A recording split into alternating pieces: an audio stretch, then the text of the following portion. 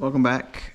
So I'm kind of getting rolling on the F-15 here, dissecting, just doing things the way I like to do it. I don't like using zip ties to hold airlines and stuff, so that's the main thing I was going through, just getting rid of zip ties. I'll tie everything up using my lace tape method.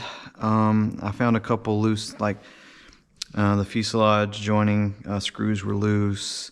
This bell mouth has 2 screws and it flex and moves real easy, so I got to fix that. So there were just a lot of loose things in here, and I wanted to check this out because I could see it, and I hope you guys can see this. Right here on this corner, this is a hole, and what it was is they had foam underneath to hold the tank up against, to fill the gap up and down, and I think it was hitting this edge here, and it pushed right in right on this corner and caused it's actually a legit hole there.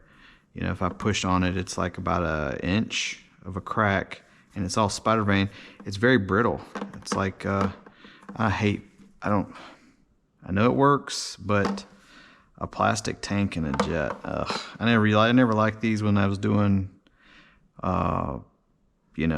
planes back in the day, with like 45s and 60s on them, because they'd always split on the seam, like the Sullivan tanks. I get it's cheap, easy, and now with fuel bags, it might be a better option to put a fuel bag in here eventually, but I don't want to go doing that. This was supposed to just be a quick put back together, but I pulled it out, and that's what I discovered. I sent an email to Patty. They're gonna, I'm guessing she'll get back to me tomorrow, hopefully. I talked to their Facebook support group, and they said they don't keep them, so they'd have to order one. So that's a showstopper for now. But some of the other things I was looking at, they had one vent. There's 2 vents in here, but one went to this front tank, which I have pulled. This is a massive tank, man. What is it? What did it say on here? I said it somewhere. I saw it. 2,800 cc's in this tank, and this is the way they plumbed it, was a smoke tank, and it's well forward of the CG, so that'd be a lot of weight. But I ditched this because I'm not going to need it, because these are 1,900 cc's per. So on a 160, that would give me plenty of flight time, I think. So I'm not going to trash it. I'm just going to, I pulled it, save some weight because I'm not using the smoke pump. It'll only have these saddles, which are right kind of, here's the CG, so they're just on/forward of the CG. So that should be plenty for this. Sorry, I was uploading my other video here. But what I noticed was they used this isn't even, I thought it was 6mm tubing, but it's not. It's actually smaller for their vent and their main. So they tee in, and these tees are tiny, man. Like the inner ID on these tees is like 3 millimeters, like ish, just over 3 millimeters, and I'm like, that's tiny for a fuel pickup and a vent for a 160, size motor. So, I'm sure it works, but that'll just cause some higher pressures in the system. And God, their paint is so brittle on these damn things, just chips. I've heard people complain about that. They do the typical, damn, I'm gonna put some glue on that or it's gonna chip off white. I've heard people complain about that. They just chip, but that's just typical Asian. Or if they don't sand them before they paint them, and you breathe on it and it chips off. But because this is BVM 6mm line, and it is the same size OD, but the ID on this line is much bigger, 6mm, like it should be. This is like half of that. So as you know, you're only restricted by the smallest, part of your whole system. And I got to look at this, because this might be, the part that gets you is, you know, if this is all 3mm inside, there's no point in going up higher. You know, because you're, like I said, you're limited to the smallest part in the entire system, which is kind of annoying. But anyways, so I'm probably gonna get some. If this is all 3mm ID, then I'll just use them. But if I gotta get this off and check it. But if it's a little bit bigger, I mean, because this looks like the same daggum brass tubing that you use on like old, you know, nitro planes. I bet you that's what it is. And if this is a rubber stopper, I can probably put a bigger pickup in there. So we'll see. I'll have to check the clunks and everything inside. So if they order me some new tanks, I'm gonna get two. Could just get a set. Of course, good Lord, they're probably gonna charge me an arm and a leg for that. So I might just get one. I don't know. We'll see.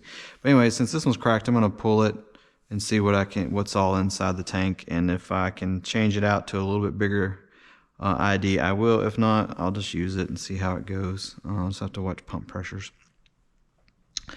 But essentially, this kind of puts me on hold for this. I mean, I can go through and like I said, retie up stuff. They put the airlines underneath here, so it's pinching it and starting to cut this airline. So I'm gonna move little things like that. Just do some cleanup and tie everything back up in place. I'm not gonna go tearing everything out any more than I already have. So this is essentially as far as it's gonna go. So everything is still kind of in there. And we'll go back together pretty quick. So I do have to I'm gonna clean up their mounts. This mount's butchered. I might just even make a new mount, period. And then I gotta make some extensions for my turbine. And this is what they use to kind of hold the tanks in. The tank kind of sits like this, and then your clamp kind of went here. So this is light ply stuff. Just gonna clean it up and put it all back together. But essentially that's kind of puts me on hold for this. No telling how long it's gonna take to get those tanks. But that being said, I can do everything around the tank install. You know, go ahead and get the motor mounted and just pull it back out for putting the tank in. Get the fuselage put back together because I'm not using that tank. And I'm actually going to put 2 new vents. Like I said, this is their vent. And I mean, that's a tiny inner hole there. I mean, that's, like I said, that's not even 4mm. And you know, air typically you don't need as bigger as the fuel side, but bigger the better. The better it can breathe, the lower your pump pressures. And you know, motors are sensitive to that, especially Zyco motors. They're just sensitive to pump pressure, especially like your smaller 45. Good Lord. But I have, the good thing is their tiny little micro fitting here vent is the same. Where'd it go? Dang. Oh, there it is. Is the same size as their bigger one. So I'm just going to put a bigger one in. That's overkill.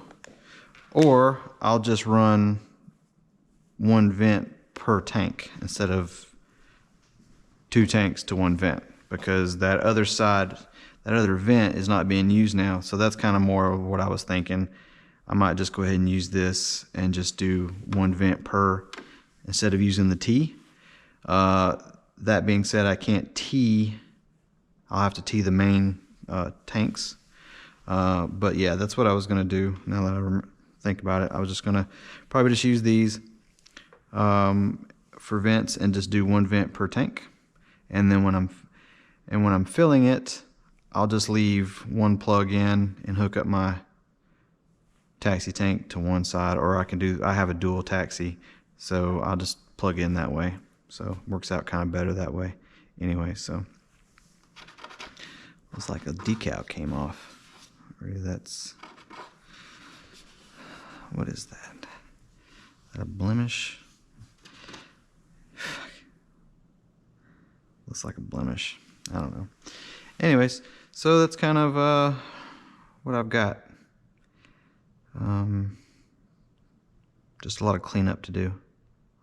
Doesn't look like there was any leaking going on, so because he hadn't flown it much, I think, and you can kind of see this one's doing it too. I think it's just rubbing on inside of here, so it's going to have to be protected with the new tanks. Sand it, make sure it's nice and thin, and then maybe put some padding on top too, versus just having it pushed against and rubbing, because these little holders are very loose around the tank. The tanks will sit there and move, you know, they're very loose, kind of a deal. So,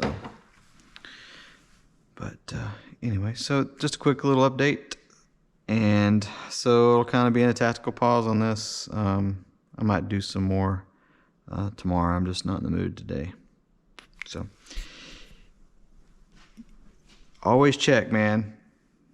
That's the thing about these things. That's what keeps a model going, is just keep a check on it. And like I said, always do a good check when you get a brand new one, even though they're plug and play.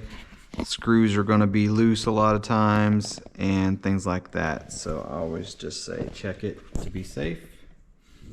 And then there's no question. So, and I did notice that these pins are off, so when I got the nose off, man, it does not want to, so you have to actually flex this stuff a little bit to get it to go back on. So anyway, but you guys have a good one, and have a good new year too. Cheers.